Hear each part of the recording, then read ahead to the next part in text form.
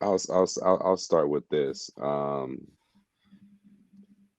If 70% of us were raised by single moms, it's gonna be, kind of like what Sir Hell was saying. It's gonna be really, really difficult for young men to fully understand what it's like to be selfish with their time, what it's like to be selfish with their resources, um, the things that they need to do in order to, dial in and buckle down in order to create the life that they need to create in order to be successful. If you give your last dollar to your mom all the time, and you're trying to help her pay the light bill, help her pay the gas, help her pay the cable bill or what have you, internet, um, you're in this lifelong place of servitude to a woman, and that's not a strong position to be in as a man, especially if that is how you're being programmed from the get-go. I think that level of selfishness that men need to have, especially when they're young, is necessary for success. Um, I also believe that we are in this world currently right now, we are creating very selfish women based off of, the current culture. I'm real big on the agendas right now. I'm very hyper aware of all the little nuances that's going on. What movies are coming out, what is being spewed on the internet, what music videos are coming out, and all of them, what TV shows are coming out, and all of them are in lockstep with certain agendas. And that is, weakening men. Period. Weakening the fabric of what a man is, what a woman is, what those definitions are. Um, they're in lockstep with demeaning who Black men are overall, and you know, and our worth in this world, and what our worth is to our households, what our worth is to our woman. Um, they're in lockstep with promoting Black women like nobody's business, holding them to a high, holding them up in the spotlight, and propping them up. Not saying that, Black girl magic isn't all that isn't great or anything, but and certain women definitely need to be um, applauded for what they're doing in business and in the world, and making a name for themselves. But um, there's more women out here I'm aware of that's known for twerking and shaking their ass and talking about their coochie pink and their booty hole brown, more so than being an astrophysicist, or creating something that's going to make your life easier or better, or change people's lives. You know, and not someone that came out with a new hair grow situation or something like that, or a new way to make a micro braid. I'm not, that doesn't get me excited. That doesn't impress me or anything like that. And it's not that you need to impress me as a person, but it's just every little thing is being overly applauded and propped up, and it's giving a false narrative and a false sense of understanding, a warped view of the world to a lot of our women.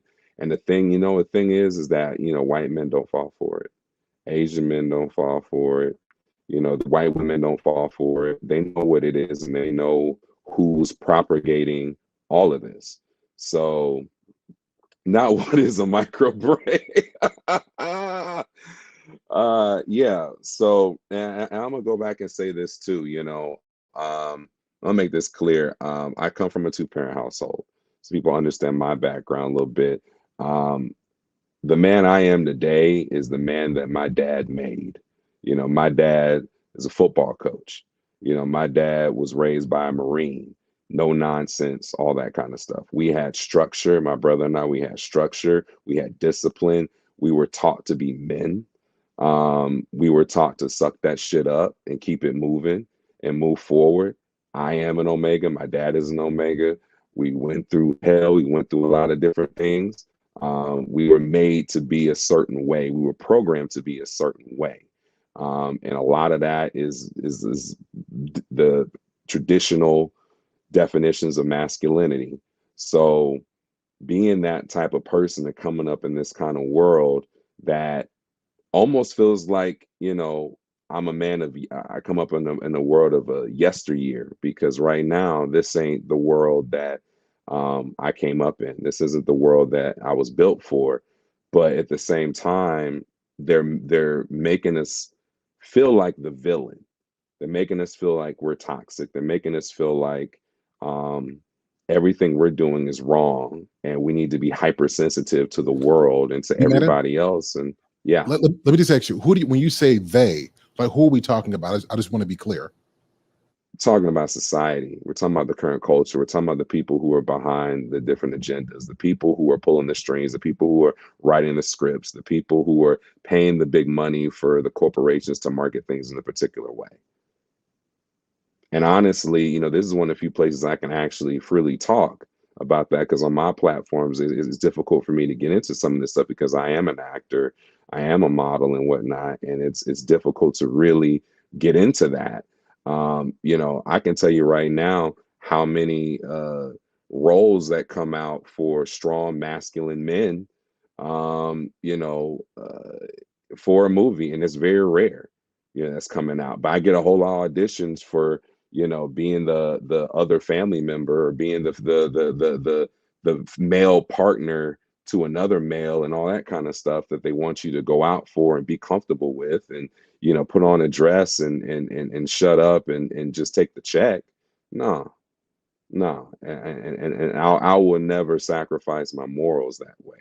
Um, so yeah, our society right now is overstimulated, undersexed, overly pornographic sexed as well too, that's being sold to. And you got a whole bunch of young men out here that are um glued to screens but can't talk to women in person.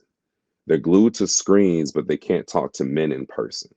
They're playing video games, like you said. And I'm not shitting on video games. I played when I was a kid and everything, but there's a time and a place to do that. You got to handle your business as a man. But um, now I'm gonna land on this. Like we just have to be aware of what the agenda is and be vigilant with how we raise our boys and how we raise our sons, and also how we raise our daughters, and let them know that, I see that you see this propaganda every day. But I mean, Cardi B said it herself. She wouldn't even let her daughter Culture listen to her music or watch her music videos.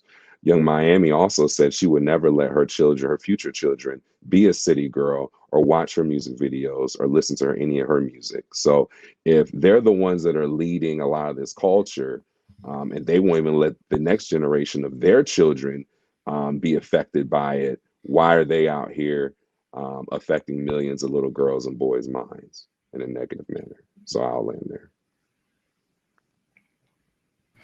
You, fellas, a lot of your mothers are using or are relying on you to be her retirement plan.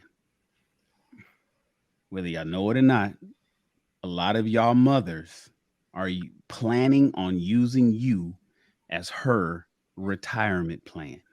Just want to put that out there. I want you to think about how often she has something already. She has a list of shit for you to do when you go visit her. She just pay attention to, is it unconditional as you think it is, or is it conditional? That's all I'm saying. A lot of y'all are going to be somebody's retirement plan.